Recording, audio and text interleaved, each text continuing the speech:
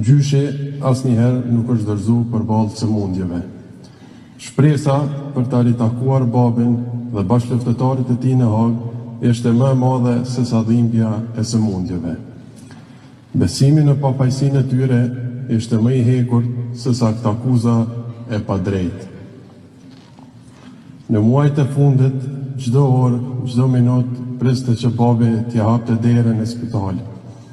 Nuk u dorëzua dhe u rikthye në jetë disa herë.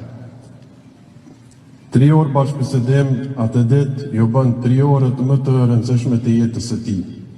Një bisedë babë e bie. Që të dy e kërkonin çlirimin. Dhe vdekjen e shpejtë të gjyshit e pash në fytyrën e babit kur doli nga spitali. Gjyshi i mbijetoi të gjithë vuajtjeve, dhimbjeve në për të cilat kaluam si popull. Por këto 4 vite nuk i mbijetoi vuajtjeve dhe dhimbjes nga padrejtësia. Një sëmundje e pashërueshme për njerëz të fortë, krenar dhe me dignitet. Dhe siç thoshte shpesh gjyshi, me vdek pa u korit. Gjysh, asot nuk jemi korit.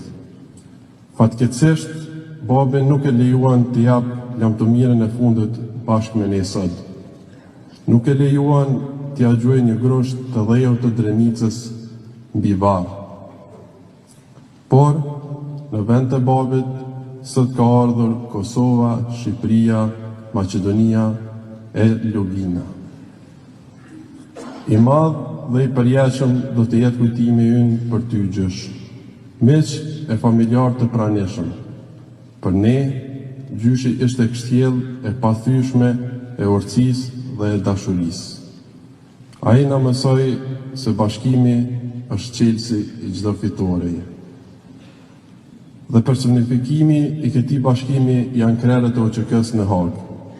Le ta ndjekum shembullin e tyre për të bashkuar sërish për fitoren e radhës mbi padrejtësinë.